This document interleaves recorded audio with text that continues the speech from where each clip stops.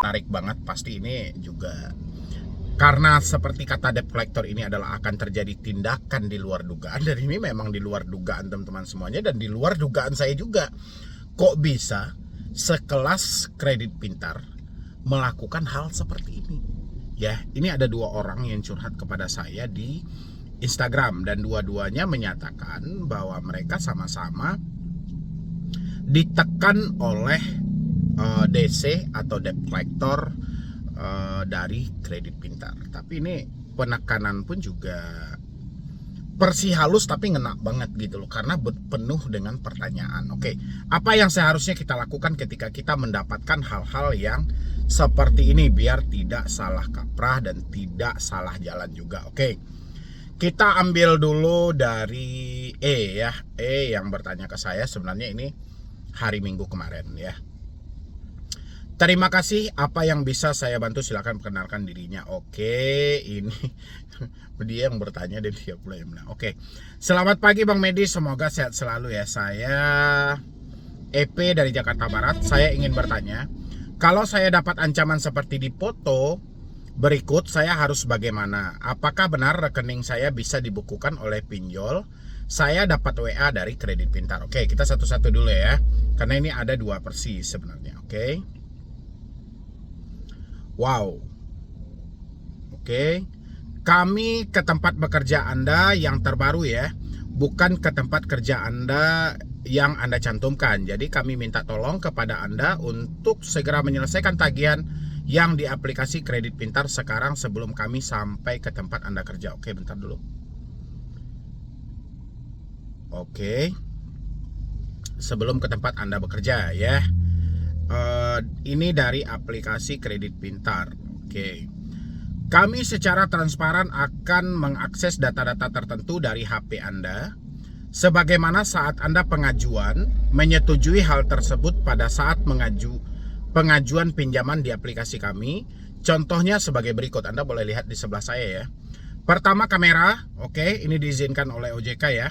Lokasi ini ada juga dalam perintah OJK, karena pinjol legal itu cuma boleh mengakses camilan, kamera, mikrofon, dan lokasi ya. Oke, kamera oke, lokasi oke. Kontak telepon tidak ada dalam aturan OJK. Ini contoh yang salah yang diberikan oleh debt collector pinjol. Dan kalaupun hal ini benaran, berarti ya sudah, Anda ambil keputusan tepat, berhenti dulu bayar secara online dulu, stop dulu pembayaran secara online. Oke. Yang ketiga, dia bisa akses kontak telepon. Lihat sebelah saya. Yang keempat, dia bisa akses sosial media. Oke. Dan yang kelima, data pendukung lainnya. Wow, ini kapan pula orang menyetujui? Sebenarnya aturan OJK itu cuma ada kamera, mikrofon, lokasi. Anda lihat lagi, saya munculkan ini. Anda lihat di sini. OJK tegaskan pinjol legal hanya diizinkan akses kamera, mikrofon, dan lokasi peminjam. Ya, ingat cuma 3 hal itu saja. OJK menegaskan pinjol legal cuma boleh mengakses kamera, mikrofon, lokasi peminjam. Ya.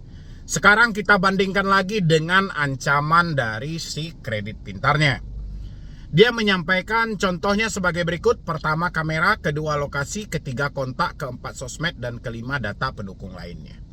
Ini ada 5 loh.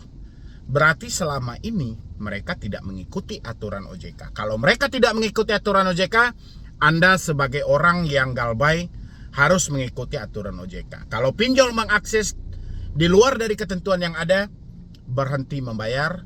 Boleh diawali dengan berhenti membayar online dulu. Minta mereka untuk datang ke rumah ya. Oh, saya nggak mampu Bang. Kalau mereka datang ke rumah, ya sudah, berhenti membayar semuanya ya. Oke, kita lanjutkan lagi. Jadi kami akan terus mencari informasi Anda dan menanyakan soal hutang-hutang Anda kepada orang-orang terdekat Anda. Dan ini sudah sangat keliru ya. Kira-kira dilaporkan ke OJK, OJK nanggapin nggak ini ya? Tapi juga OJK nggak akan nanggapi ya. Satu-satunya orang yang akan nanggapi semua laporan Anda adalah para konten kreator yang memberikan edukasi dan motivasi Anda yang terjebak dan telat bayar pinjol. Oke? Jika masih tidak ada pembayaran juga, dari Anda, maka kami akan langsung proses data Anda dan mengakses data Anda untuk ditindaklanjuti. Ya, oke. Baik, kami akan lakukan pemrosesan data terhadap rekening Anda. Jika malam ini Anda masih tidak juga membayarkan dan tidak merespon, jangan salahkan kami. Jika rekening aktif Anda, kami lakukan pembekuan sementara melihat pinjaman Anda yang begitu tinggi dan tidak ada respon atau niat baik dari Anda untuk membayar. Sekali lagi, Anda mau mentransfer sekarang atau kami proses. Anda nggak perlu takut, ya. Kalau ada pengancaman pembekuan rekening, itu cuman gimmick dari debt collector pinjol, ya. Karena bank pun juga tidak bisa melakukan pembekuan rekening, lain hal kalau itu putusan dari pihak yang berwajib, ya.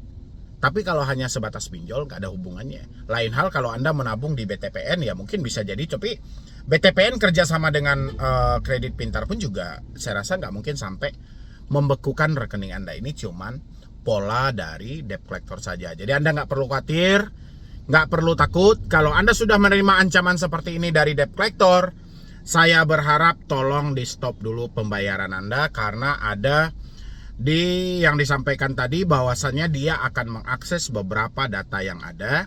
Habis itu ada pengancaman di sini ingin membekukan rekening, ya. Ditambah lagi ini dilakukan juga oleh Kredit Pintar. Jadi buat teman-teman semuanya, mohon banget kerjasamanya, jangan pupuk pola penagihan seperti ini. Kenapa saya bilangin pupuk? Semakin Anda mencicil, semakin Anda membayar ketika diancam seperti ini. Ancaman yang seperti ini akan terus dipakai oleh debt collector untuk menagih orang-orang berikutnya, ya. Jadi kasih debt collector efek jera ketika sudah melakukan ancaman seperti ini. Dan habis itu ada lagi yang melaporkan ini dengan kejadian dari Kredit Pintar juga. Hanya saja polanya agak sedikit berbeda walaupun nuansanya tetap sama, oke? Assalamualaikum warahmatullahi wabarakatuh. Bang, izin melaporkan malam ini saya diancam oleh DC dari Kredit Pintar, Bang. Saya kirimkan bukti chatnya ya, Bang. Oke, saya munculkan di sebelah saya juga.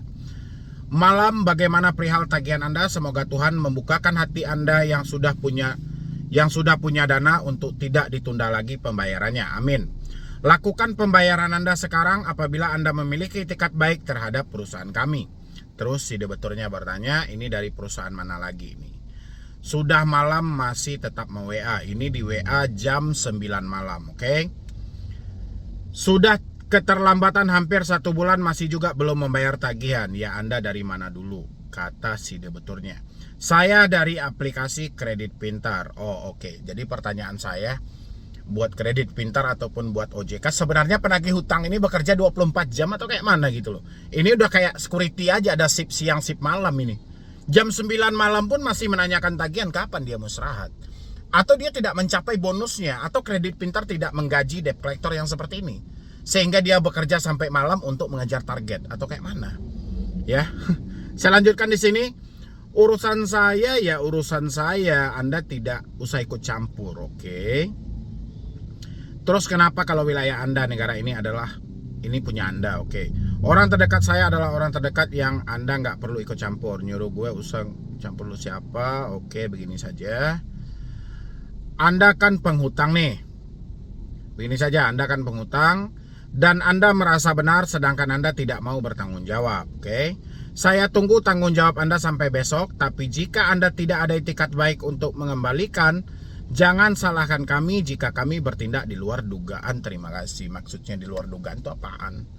Ya, berarti ini kan ada ancaman. Ketika dia memberikan ancaman tanpa menjelaskan apa maksud ancamannya, ya kita bisa nalar di luar dugaannya apaan. Ya, tindak pidanakah? Apakah? Jadi kalau kasus-kasus yang seperti ini, kalau ini saya mendukung Anda untuk berhenti bayar sama sekali, karena ada satu ancaman buta. Jadi ini bisa melebar kemana-mana ini kalau dia sampaikan. Jangan salahkan kami jika kami bertindak di luar dugaan Anda. Maksudnya di luar dugaan apaan? Ya, dia mau mencuri, dia mau merampas barang, mau mencegat kita di jalan, atau mau melakukan tindakan-tindak pidana. Ini kan merasa kita terancam. Ya, di pasal T35 itu sudah jelas loh. ya. Jadi nggak boleh kita melakukan pengancaman dan penekanan. Makanya dengan ini, buat teman-teman yang terjebak dengan situasi yang seperti ini dari Kredit Pintar, habis itu diancam dengan ancaman yang disebutkan kami akan bertindak di luar dugaan Anda, berarti akan terjadi sesuatu yang besar yang akan mereka lakukan. Saya berharap tolong Anda berhenti membayar, ya.